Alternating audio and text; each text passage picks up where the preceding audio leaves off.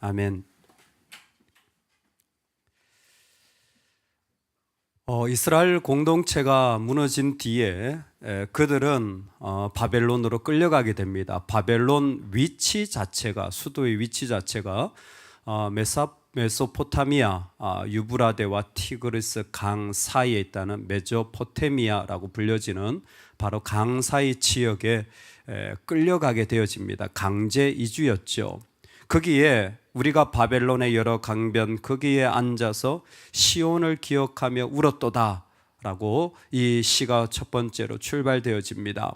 여기에 강변을 에스겔은 분명히 델라빔 그리고 그발 강가라고 에스겔서 3장에 표현하고 있습니다. 그래서 그들이 구체적으로 어디에 지금 정착을 했냐면 끌려가서 그발 강변, 아마 유브라데 강의 지류인 것 같습니다. 그곳에 삶의 자리를 정착하고 앉아 있는데 마음이 힘들어집니다. 이게 참 믿음의 사람들의 영적인 어떤 뭐라고 할까요? 수준의 차이인 것 같아요. 처음은요, 어린아이와 같은 믿음은 전부 나입니다. 전부 나예요. 근데 좀 성숙하면 하나님의 나라에 대한 아픔과 기대를 공유하기 시작합니다. 그냥 나에 대한 것이 아니라 하나님에 대한 마음을 품게 되어지는 거예요. 그 하나님 나라의 핵심이 뭐냐면 공동체입니다. 이스라엘이 힘들었던 것은 다른 것이 아니었습니다. 내가 어떻게 자녀 양육을 할까? 여러분 시편 읽어보십시오. 그런 고민을 하는 게 있는가? 내가 어떻게 직장 생활을 해야 되나? 이런 고민을 했는 게 있는가? 이런 부분에서 정말 어떻게 보면 신앙인이 가져야 하는 삶에 먼저 그의 나라를 구하는 그 모습이 얼마나 우리에게 이루어지고 있는가? 지금 슬퍼하는 게 뭐냐면 공동체가 없어진 거예요. 공동체에 대한 그리움입니다. 거기 앉아가지고 제일 먼저 당장 먹을 게 없잖아요. 당장 무슨 일 해야 될지 모르잖아요. 당장 어떻게 내 자녀가 학교를 가야 될지 하나도 정해지지 않았는데 이 사람들은 지금 뭘 그리워하냐면 공동체를 그리워하는 거예요. 내 교회, 내가 속한 나의 공동체, 내가 함께 살아가는 이 공동체 속에서 어떤 일이 날까요? 여러분, 우리 가정이요, 공동체를 기도하는 가정이 되기를 원합니다. 그게 믿음의 가정을 세우는 아주 소중한 방식이에요. 여러분, 우리가 부부가요, 공동체를 위하여 어떻게 기도할까? 여러분, 이게 참 중요한 두 사람의 축복의 길인 것입니다. 할렐루야. 그발 강가에 앉아서 이들은 공동체를 그리워하는 거예요. 참 마음이 힘들죠. 다 잃어버려졌으니까. 하지만 잊을 수 없는 자리가 그들이 떠나온 바로 그 공동체에 대한 마음입니다. 혹자는 여기에서 시온을 기억하며 울었도다라고 하는데 울기까지 할 수밖에 없었던 것이 무엇이냐면 이들의 찬양은 자발적인 찬양도 있었지만 이 바벨론 군인들이 이스라엘 백성을 데려다가 강변에다 세워놓고 노래를 시키고 연주를 시키고 야 너희 찬양 한번 해봐, 너희가 하나님께 부르는 노래 한번 해봐 이러면서 희낙낙 거리는 모습에 더 마음이 속상해지는, 내가 아니라 하나님의 이름이 이렇게 떨어지는 모습 속에 참 마음이 아픈 그런 자리, 바로 이것이 이 본문에 맺혀져 있는 그런 모습이라고도 얘기를 합니다. 그 속에서 내가 연주를 하는, 우리가 우리의 수금을 걸었나니 어디에 버드나무에, 내가 연주하는 일들조차 다 포기하고 잃어버려지게 되었는데 5절에 예루살렘에 내가 너를 잊을진데 내 오른손이 그의 재주를 잊을지로다. 오른손으로 수금을 연주하거든요. 그러니까 이제 뭐예요? 기타를 연주하고 싶지도 않아요. 아예 차라리 이제 하지 말자. 내가 내 목소리 다 잃어. 나는 이제 노래할 필요도 없어. 그런 어떤 포기의 마음들이 거기에 막 나오는 겁니다. 그러면서도 사실은 그들에게 있어서 인생의 최고의 자리가 어디였느냐? 공동체였습니다. 가장 감사했던 자리가 공동체였습니다. 6절인데요. 내가 예루살렘을 기억하지 아니하거나 내가 가장 즐거워하는 것보다 더 즐거워하지 아니할진대 내 혀가 내 입 천장에 붙을지로다. 말이 좀 어려운데요. 내가 가장 즐거워하는 것보다 더 즐거워하지 아니할진대 가장 기뻐하는 게 예루살렘이었다는 거예요. 내 인생의 최고의 즐거움, 비교급을 통하여서 내 인생의 가장 기뻐하는 자리가 바로 나의 공동체였다라는 것입니다. 그곳에서 예배하고 그곳에서 함께 주의 백성들이 나누고 그곳에서 주님의 이름을 부르는 자리가 어떤 것보다 가장 귀한 그 축복을 그 포기와 어려움 속에서도 그들은 기억하고 있었던 것입니다. 그런데 이 시의 좀 독특한 부분은 그 다음부터입니다. 이 가장 아름다웠던 시간을 얘기하고 난 뒤에 7절부터 기도를 하는데 이런 기도를 합니다. 여호와여, 예루살렘이 멸망하던 날을 기억하시고 공동체가 무너지게 된 거죠. 에돔 자손을 치소서. 왜 에돔이냐면 이 에돔이 바벨론의 용병 부역부대였거든요. 시어머니하고 싸우는데 말리는 신우가 더 미운 거예요. 에돔을 치소서. 그들의 말이 헐어버리라 헐어버리라 그 기초까지 헐어버리라 하였나이다. 예, 그 공동체를 향하여 쉽게 말하는 사람들의 한마디가 이들에게 뼈아프게 한 거예요. 뭐 교회가 뭐 대단하다, 뭐 그 목사가 대단하다, 뭐 그런 직분자들이 대단하다고 쉽게 말하는 거예요. 그리고 헐어버리라라는 것은 그 안에 아주 그 좋지 않은 감정들이 그대로 표현된 거죠. 이게 너무 가슴 아프게 남아있는 거예요. 여러분, 공동체를 향하여서 또 우리가 함께 섬기는 자들을 향하여서 이런 마음은 에돔 사람이나 품는 마음인 것 같습니다. 그 뒤로는 더 기가 막혀요. 어떤 기도를 하냐면 멸망할 딸 바벨론아, 내가 우리에게 행한 대로 내게 갚는 자가 복이 있으리로다. 동해보복 탈리온법이죠. 눈에는 눈, 이에는 이. 네가 우리한테 한 그대로 갚아준다. 어떤 모습이냐? 9절에 내 어린 것들을 바위에 메어 치는 자는 복이 있으리로다. 가장 무서운, 처음에는 그리움으로 시작했다 이제 무서운 말들이에요. 이렇게까지 무서운 말. 여러분, 이런 말들은 일생에 한 번만 나올까 말까 하시기를 소망합니다. 바벨론, 너희 자식들을 들어다가 저 바위에다가 내가 메어 치는 것이 복인 줄로 안다. 왜 이런 표현이 나옵니까? 바벨론의 포위당에 망할 때 이스라엘은요 얼마나 힘들었는지 자식을 삶아먹는 일이 있었습니다. 그리고 오늘은 내 자식, 다음 날은 너의 자식인데 내 자식은 삶아먹었는데 상대방의 자식을 삶아먹지 않았다고 막 싸우는 장면이 나와요. 이게 그렇게 비극적이었던 거예요. 그러니까 우리 자식도 그랬는데 뭐 너의 자식이라고 그냥 둘 수 있느냐, 내가 똑같이 갚아주마, 이런 어떤 무서운 고백들이 그 안에 막 토해져 나오는 게 이 시편입니다. 어떻게 보면 정말 그리움과 찬양으로 시작된 시편이 가장 무서운, 인간이 할 수 있는 극악한 고백조차도 나오는 곳이 바로 이 공동체 속에 일어나는 일인 것 같습니다.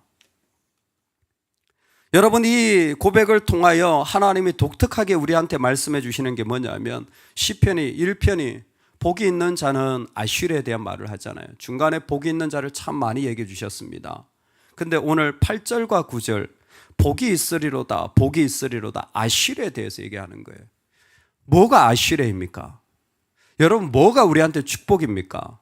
예, 여전히 어떤 사람은 내 문제, 내가 원하는 것, 내 사역.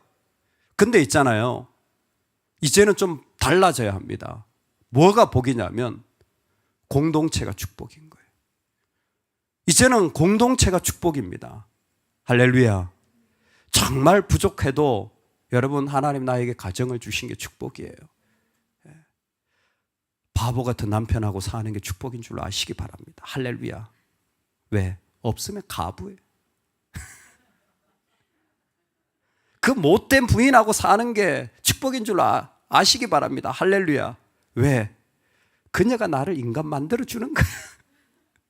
그래서 뛰어난 사람일수록 악처가 있다. 할렐루야. 공동체는 축복입니다. 공동체는 축복이에요. 공동체는 축복인데 어디까지 축복인 줄 아세요? 내 안에 있는 악을 다 쏟아 놓을 수 있는 자리가 유일하게 공동체예요. 여러분, 그런 공동체, 그것을 복으로 여기는 마음, 그게 바로 축복인 거예요. 그 마음을 다 쏟아 놓을 수 있는 곳을 하나님 허락하신 거예요. 그게 교회입니다. 네, 교회예요. 진심으로 자신 안에 있는 아픔과 고통을 하나님 안에 토하시기 바랍니다. 감히 구절 같은 표현은 정말 평생에 한 번 하고 하지 마세요. 한 번 하면 됐어요. 하지 마세요. 근데 이렇게까지 힘든 일들조차 우리 하나님은 뭐예요? 다 받아주시는 거예요. 이 힘든 무서운 표현들조차도 하나님은 다 받아주시는 거예요. 그래서 왜 공동체가 복이냐 묻는다면 우리는 이 속에서 진심으로 하나님께 토할 수 있기 때문에. 그게 뭐 누가 위로해주고 잡아주고 이게 복이 아니라 내 하나님께 내가 다 기도할 수 있는 이게 축복인 거예요. 사람한테가 아니라 하나님 앞에 다 토하고 또 토할 수 있는 그 자체가 우리한테는 말할 수 없는 축복의 자리가 되어지는 줄로 믿습니다. 두 번째, 그래서 우리가 하나님 앞에 진짜 복은 공동체가 있는 복이고, 두 번째 복은 저는 공동체를 세우는 자가 복이 있다고 말씀 나누고 싶습니다. 지금은 다 허물어졌어요. 하지만 여러분, 하나님이 바꾸어 가고 계십니다. 이스라엘은 성전 공동체예요. 성전이 있어야 공동체로 생각했습니다. 여러분, 우리는요, 성전 공동체가 아닙니다. 우리는 신앙 고백 공동체예요. 우린 성전 없어도 돼요. 사실 성전이 뭐로 지어졌느냐, 그게 그렇게 큰 중요하지 않습니다.